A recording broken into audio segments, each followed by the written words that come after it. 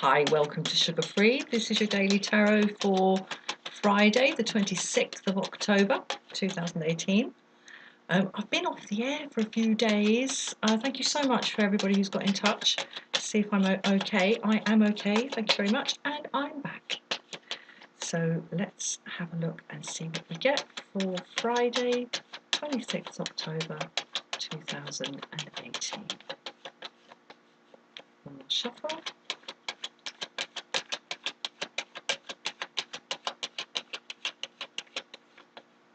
Sorry, I need one more.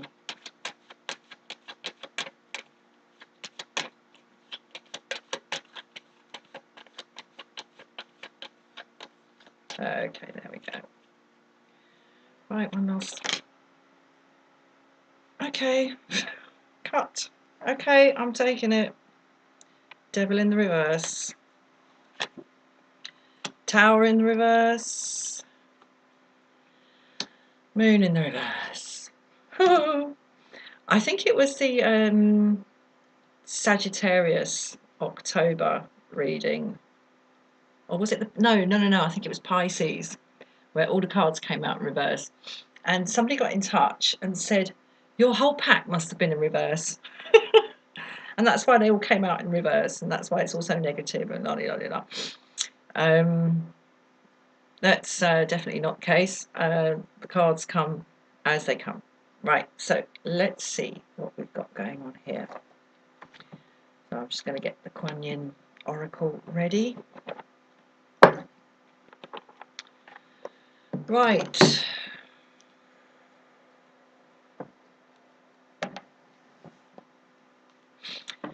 Okay, well, lots of tumbling, lots of release, and perhaps a little bit scary, but only scary because it's better out than in, especially when we're dealing with old Nick here. Old Nick. Letting go, or letting go. I was going to say or being released, but it is always a question of letting go when it's the devil in the reverse, because the hooks, the chains, the binds, the imprisonment, the strictures involved in the devil card are self-imposed. So it is always a question of letting go. It has to be an active thing. No one can release us from the chains that we have put on ourselves. Only we can do that. Sitting in the middle of the reading here, we have the Tower in the reverse. Very, very enigmatic when the Tower is in the reverse, because the Tower is about random shit happens, stuff that comes along and just destroys or affects in such a way that you have to kind of start again, really. And it's never something that we have explicitly or implicitly brought upon ourselves when it's the Tower. Perhaps what's going on here is the fear that we have brought it on ourselves.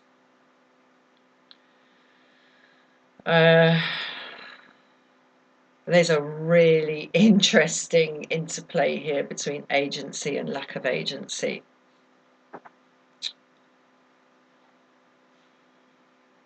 Key to power, Moon in reverse.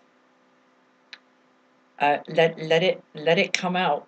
And I mean, I'm reading on the 25th here. Yesterday was this the full moon, pretty much slap bang in the middle of Venus retrograde. Full moon in Taurus, like big fat earthy moon in Taurus, as just as we have come into Scorpio season, its opposite sign. So there's a lot of pushing and pulling going on here. It's okay, and here a lot of stuff just tumbling out because it cannot stop. I mean, the moon in the upright is long buried stuff, whether that be secrets or lies, anything that is on the wrong side of the relationship between what is and what appears to be. When something is what it is but appears to be something different, we're dealing with a lie. When something is what it is, sorry, isn't what it is but appears to, oh bollocks, I'll mess that up. Sorry. Something that is and seems not to be is a secret. Something that isn't but seems to be is a lie. Okay, this is the relationship. This is how secrets and lies work. It's about the interplay between things as they are and things as they appear to be. And the moon in the upright is about that twist of fact and appearance of fact, reality and apparent reality, or seeming reality, starting to really finally unravel itself. And it's extremely near the end of the tarot cycle. Card number 18, followed by the Sun, followed by Judgment, followed by the World, the end of the cycle. And this is when we've come a very, very, very long way through the tarot cycle. And we've been through all sorts of ups and downs and endured all sorts of slings and arrows of outrageous fortune. And that's what I see here in the tower. And we've come through it all. And we're like, the finishing line is in sight. And what remains to be done, what it remains for us to do, is to face the stuff that is buried at the bottom of the sea, inside us. And that's why we have the lobster here. I wondered about that for a really long time. Oh, sorry, my nails aren't very clean, are they? I've been a bit busy in the garden today. The lobster, obviously, I'm going to hide my hands now. The lobster obviously lives at the bottom of the sea, and it's extremely long-lived. It has a genetic anomaly, a chromosomal anomaly in how it regenerates itself. That means it lives for a really unusually long time compared to other creatures of its type. And so it's stuff that's been buried for a really, really long time, buried as a secret or buried as a lie. Either something that is real is buried, or something that is not real is on the surface and covering up what is real. Secrets and lies, and they have to come out. And we have to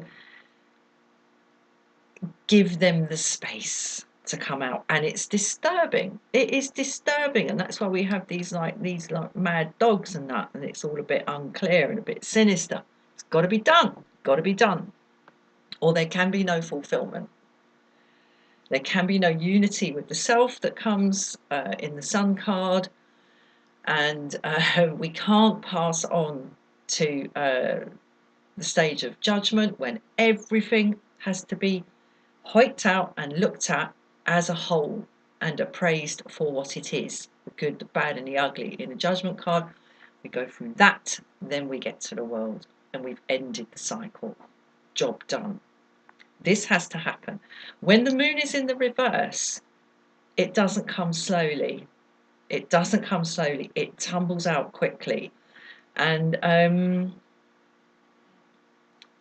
it's funny, I never see the moon in reverse as keeping secrets and lies in place, because they are always toxic. I mean, you get your little like kind lies, but you know, it's a very, very fine line between a kind lie and a damaging lie, an extremely fine line between those two things. They are secrets and lies, toxic. And this is not a slow drawing out of that toxicity. It's a pin, like the top of that trident, and like the sharpness of this bolt of lightning hitting the tower here. It's a pin pricking a freaking boil, man. And it comes out. It comes out. That's the key to power, folks. But I think, yeah, here I want to go back to this because it's an extremely interesting interplay. I think there's a wish here that it could all be out of our hands, that something is unraveling here in the Devil in reverse. Hooks are coming out. But I think there's a resistance to it. And it's about agency. It's about whether the hooks were put there by us in the first place. Whether the addiction that is unraveling here, that unravels in the Devil in the reverse, and it could be an addiction to a substance, a person, an idea, a self-image, anything on which we rely and could not do without, that isn't food and water, okay? Seriously, could not do without. We keep those things in our lives.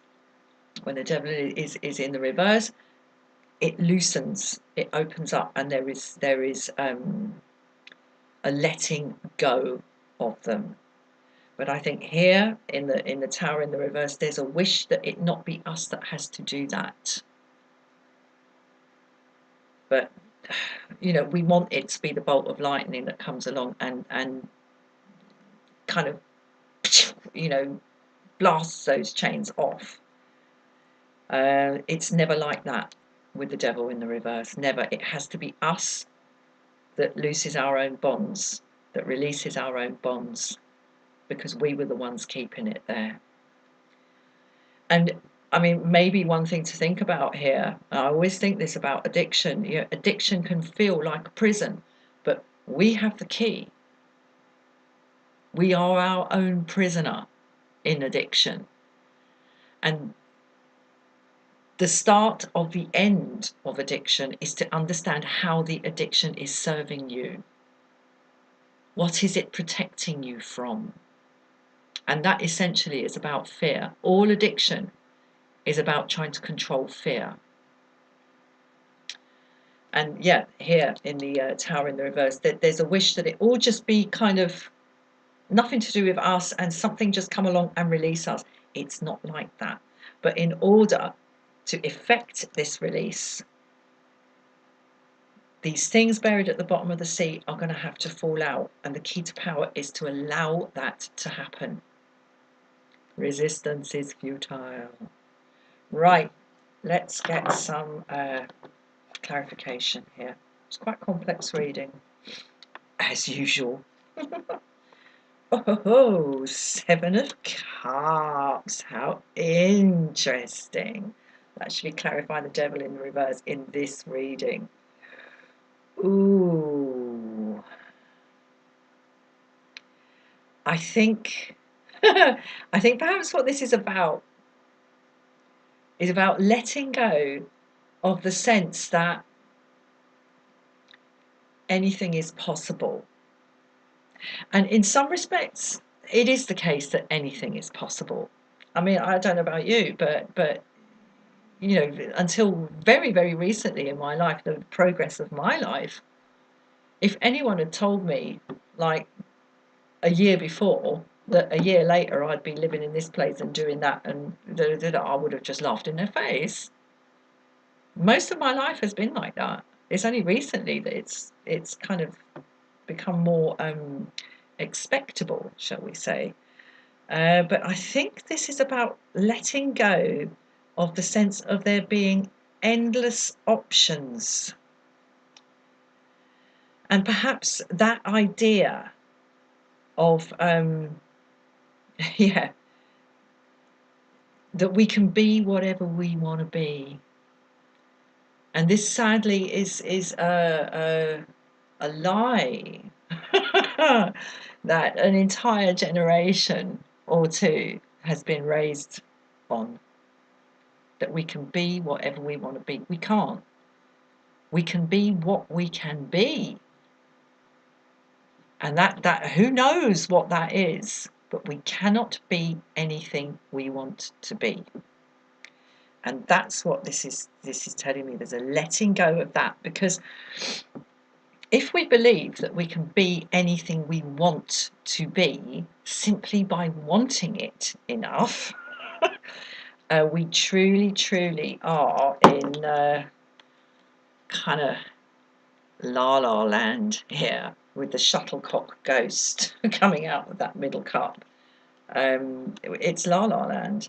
And I mean, what we can be, I'll say that in this reading, what we can be is who knows? And I think that's what's under the sheet in this ghostly figure here, what we can be. In many ways, life is, human life is a matter of the interplay of what we have to do, what we should do, what we want to do, and what we can do. In the English language, these verbs are called modal verbs. Need to, must, should, have to, can, and all their opposites. And that's what we're doing here. A lot of us, all of us, sorry, that's what we're doing here, is juggling all those things. What we must do, what we need to do, what we want to do, and what we can do. And perhaps what's happening here in the Devil in Reverse is a letting go of the dream of unlimited possibilities. It's hard to let go of, but that's what I'm seeing here. Okay, I'm going to clarify the Tower in reverse now. King of Cups.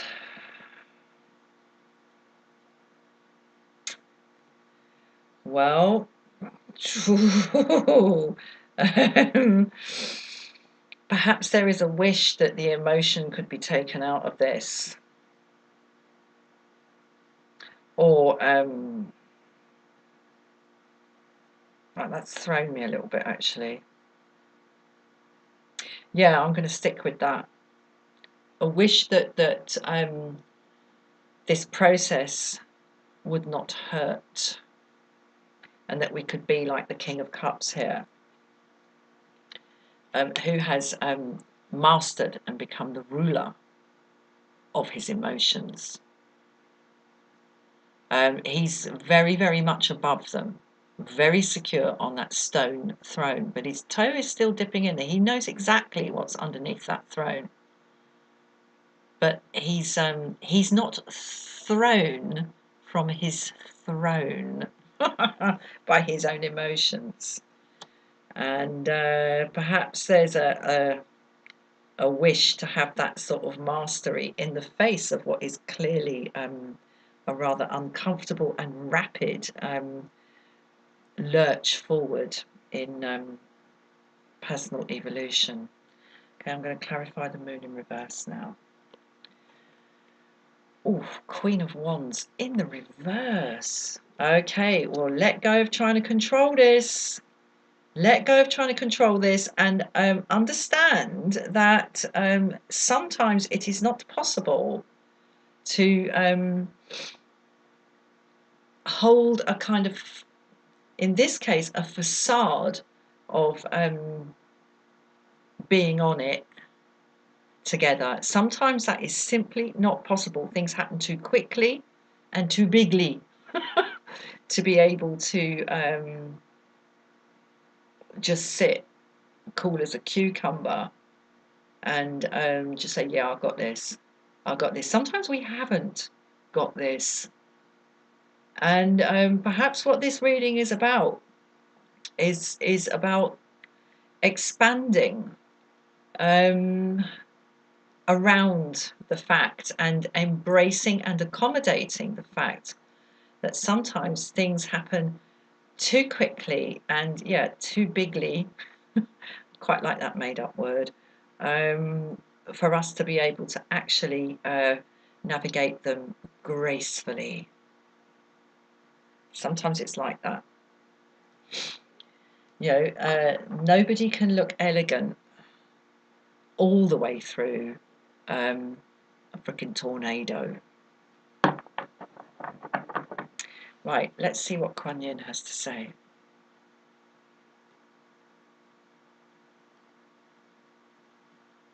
Oh, there it is. Okay. There it is.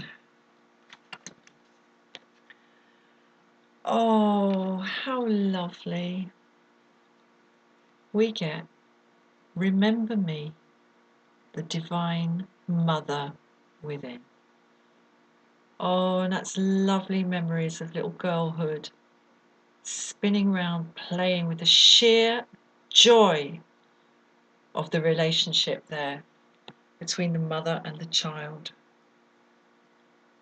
Okay, whatever is coming, and it looks like, yeah, a bit of a, not tumble as in falling down, but tumble as in like being in a freaking washing machine, right? And I say that, and there is some spinning going on here. However spun around you feel, you are held. You are held, and